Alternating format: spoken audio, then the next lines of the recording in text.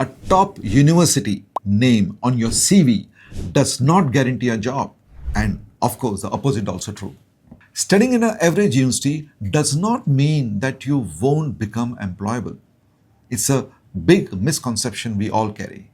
What actually decides your future is not the logo or your degree, but whether your education converts into work. Now, this is the real question family should be asking and not the ranking question. Let me just introduce myself. My name is Dr. Rajiv B. Sharma. I'm called as Dr. RBS. I'm a global career strategist and an academic mentors. We have advised more than 1 lakh students in the last 34 years. We are in this business. This is one common question about ranking and an average university, which keeps on coming and is a top 5 questions any parent or students ask me. So let's look at this question from a different angle. So these recruiters or people who give the job, they don't start with the ranking. They actually ask these questions. Can this student work legally in our country? That's the first question they ask. Second question they ask, do they have relevant skills for this job? Third question they ask, have they done internship or real projects? So do they have the experience for this role? And last but very important question, can they contribute from day one?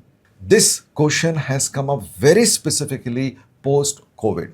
Now the employers do not want to train the candidates for a period of time before they become productive. This was a pre-COVID era mindset. Now it is changed completely. Even in India, it's changed completely.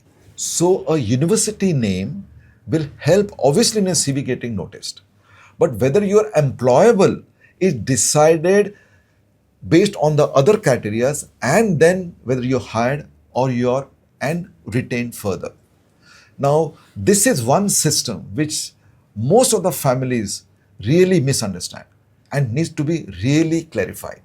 Let me now clarify this on 3 areas, which is the brand, which is the university name brand, the skills, and the geography. So it's a mix of between all 3 where you get an employability.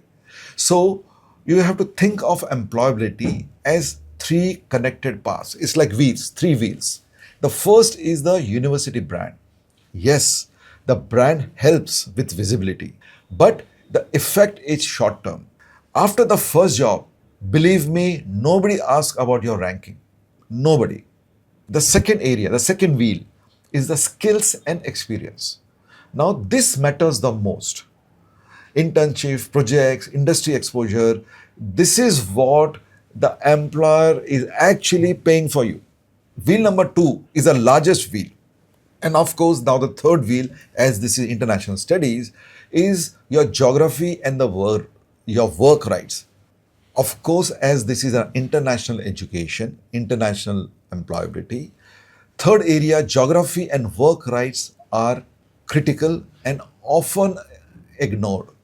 Now, if a country allows a post-study work, supports internships, make employees hiring easier, even an average university graduate or an undergraduate can lead to a strong employability.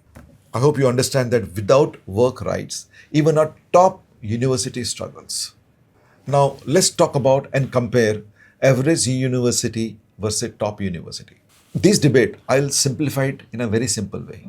A student from an average university with strong internship, relevant skills, legal work rights often does better than a student from a top ranked university with no work exposure, visa restrictions, and poor industry alignment.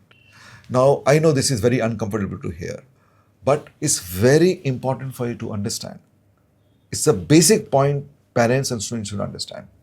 The basic point is that degrees open doors, but skill and work rights keep them open. If you want the door to be open, you need to have skills, you need to have work rights, hence the door will be open for you. Parents, students, that is why I keep on repeating one principle which we have come up with is career first, country later process always.